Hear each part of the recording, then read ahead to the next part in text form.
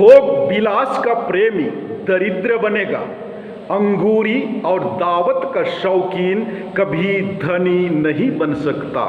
नमस्कार दोस्तों, दिव्यवाणी चैनल में आपका स्वागत है।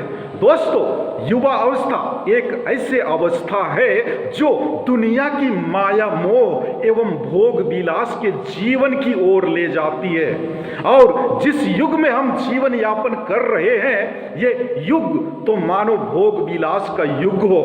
जी हाँ दोस्तों, इस युग में कौन नहीं चाहता है कि उसके पास दुनिया का हर ऐशो आराम उसके कदमों में हो। और उस ऐशो आराम को पाने के लिए मनुष्य दिन और रात मेहनत करता है। दोस्तों, बात है भोग विलास की। मैं आपसे अनुरोध करता हूं कि आप भोग विलास का जीवन जीने से दूर रहें, क्योंकि ये आपकी सफलता पर बाधक है। आज के इस युग में युवक युवतियां अपने माता पिता से पैसे लेते हैं और ना जाने किन किन चीजों में खर्च करते हैं। कहीं आप भी तो उनमें से एक नहीं? कई युवा भाई बहनें अपने माता पिता से पैसे लेकर भोग विलास के जीवन में उतर जाते हैं। कई युवा भाई बहनें ऐसे हैं जो बीड़ी, सिगरेट, गुटखा, बियर एवं हॉट ड्रिंक्स जैसे चीजों के आदी हो गए हैं। आप मनन चिंतन करें और देखने की कोशिश करें कि क्या ये चीजें आपको सफलता की शिखर पर ले जा रही हैं। दोस्तों, यदि आप इन सभी चीजों के आदी हैं तो आपसे मेरा रिक्वेस्ट है, कृपया ऐसे चीजों की ओर अपना नजर न दौड़ाएं।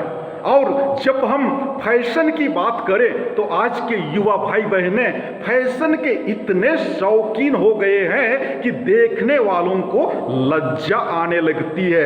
एक युग था जब गरीबों को कपड़े नसीब नहीं होते थे। जी हाँ, उस जमाने में गरीबों के तन पर कम कपड़े दिखाई देते थे। लेकिन आज हम ऐसे युग में हैं जहां यह देखने को मिलता है कि आज गरीब के तन पर अच्छे कपड़े और अमीर के शरीर पर छोटे कपड़े।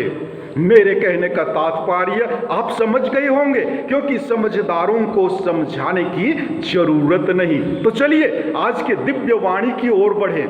उससे पहले वीडियो के नीचे देखिए, कहीं पर सब्सक्राइब लिखा हुआ है, उसे अपनी उंगली से टच कीजिए और उसके बगल में बेल दिखाई दे रहा है, उसे भी टच करें ताकि वीडियो अपलोड होते ही आपको नोटिफिकेशन मिल जाएगा। प्यारे युवा दोस्तों, आज का दिव्य वचन सूक्ति ग्रंथ अध्याय 21 पद संख्याएं 1 से 31 तक से लिया गया है। वचन कहता है, राजा का हृदय प्रभु के हाथों में जलधारा की तरह है, वह जिधर चाहता उसे मोड़ देता है। मनुष्य जो कुछ करता है उसे ठीक समझता है, किंतु प्रभु हृदय की थाह लेता है। बलिदान की अपेक्षा सदाचरण और न्याय प्रभु की दृष्टि में कहीं अधिक महत्व रखते हैं। तिरस्कार पूर्ण आंखें और घमंड से भरा हुआ हृदय ये पापी मनुष्य के लक्षण हैं। जो परिश्रम करता है उसकी योजनाएं सफल हो जाती हैं, जो उतावली करता है वह दरिद्र हो जाता है। झूठ से कमाया हुआ धन आसार है और वह मृत्यु के पास में बांध देता है। दुष्टों की हिंसा उनका विनाश करती है, क्योंकि वे न्याय करना नहीं चाहते। अपराधी का मार्ग टेढ़ा है, किंतु धर्मी का आचरण सच्चा है। झगड़ालू पत्नी के साथ घर में रहने की अपेक्षा छत के कोने पर रहना अच्छा है। दुष्ट बुराई की बातें सोचता रहता है, वह अपने पड़ोसी पर भी दया नहीं करता। अविश्वासी को दंडित देखकर अज्ञानी सावधान हो जाता है। जब बुद्धिमान को शिक्षा दी जाती है तो उसका ज्ञान बढ़ता है। न्यायप्रिय दुष्ट के घर पर दृष्टि रखता और कुकर्मियों का विनाश करता है। जो दरिद्र का निवेदन ठुकराता है उसकी दुहाई पर कोई कान नहीं देगा। गुप्त रूप से दिया हुआ उपहार कोप को शांत करता है। कपड़ों में छिपी हुई धूस क्रोधाग्नि बुझा देती है। न्याय हो जाने पर धर्मी को आनंद होता है, किंतु कुकर्मी आतंकित हो जाते हैं। जो समझदारी के मार्ग से भटकता वह प्रेतों की सभा में पहुंच जाता है। भोग विलास का प्रेमी दरिद्र बनेगा। अंगूरी और दावत का शौकीन कभी धनी नहीं बन सकता। दुष्ट धर्मियों का रक्षा शुल्क बन जाते हैं और विश्वासघाती ईमानदारों का। झगड़ालू और चिड़चिड़ी पत्नी के साथ रहने की अपेक्षा मरुभूमि में जीवन बिताना कहीं अच्छा है।